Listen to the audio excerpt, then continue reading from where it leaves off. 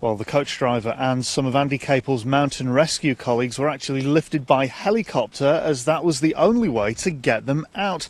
In the aircraft that night was Senior First Officer Mike Day from the Coastguard Search and Rescue Service, and he's in our North Wales studio this morning. Mike, good morning. Tell me, if you would, your memories of that night. First off, from your experience, just how bad were the conditions? Good morning, Mike. Yes, certainly strong memories. We were aware it was going to be busy. I mean, Storm Desmond was well publicised, and we had good weather information of what it was going to be like throughout the period. So in the afternoon, we'd had one call out in North Wales before returning, and then about 5:45 in the evening, after dark, we got the call for the guys stuck in Thirlmere.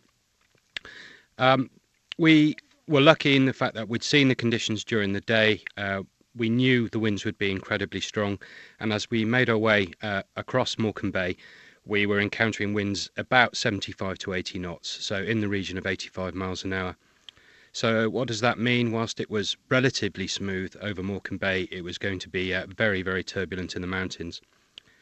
We also had no option to turn the helicopter around in those conditions, so we were committed to finding a route that would keep us as much as possible into wind as we approached Thirlmere.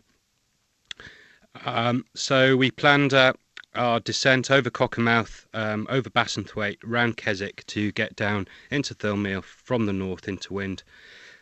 As we did so, the visibility was incredibly poor, probably just over 1,000 metres. But again, the clarity of that was reduced in incredibly heavy rain.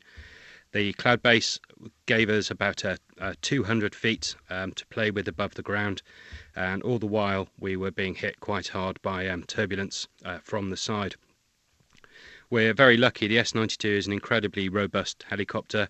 It does have a good power margin to enable us to react to the turbulence, but it was incredibly difficult with the whole crew of 4 working very hard to keep the aircraft piloted where we wanted it to go, but also to look ahead for where we were and what the conditions were like as we turned onto a different heading. How much danger was it thought that the coach and its remaining passengers were actually in?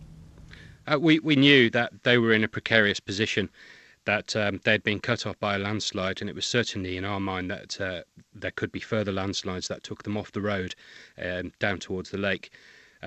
It wasn't until we got there that we saw how bad it was. The river was running on the road, so our winchman certainly commented that it was incredibly difficult for him to walk. So even the ability of the 3 people remaining at the bus to self-extract, to walk out, would have been very, very difficult and dangerous walking through that level of floodwater. You fly in all weathers. Was this particular rescue especially memorable? Certainly. My previous career as a Commando Helicopter Force pilot in the Navy has taken me all over the world, and I have no doubt that that was amongst the most difficult conditions that I have flown in, and certainly that was echoed by the rest of the crew. The helicopters that are used for these sorts of rescues, they've changed fairly recently. Do you think the new ones you're flying are better able to cope with the sorts of conditions you found in Cumbria back in December? Most definitely. The new helicopter has more power, and that's the critical thing to go and conduct the rescues. To be able to hover for longer over the target gives us more time to be able to do the job, but also to consider where we go afterwards. In addition to that, the systems we have, the very latest in night vision goggles, the weather radar we have on board, and the moving map technology certainly assisted us in having a good picture of where we were that night. Fine, I've got to ask you, Mike, have you been back flying over Cumbria in any better conditions since then to enjoy the views?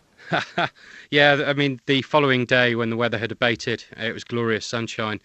You did see the beauty of Cumbria, but also it tugged on the heartstrings, seeing the amount of flooding and knowing that people's lives had changed drastically the previous night.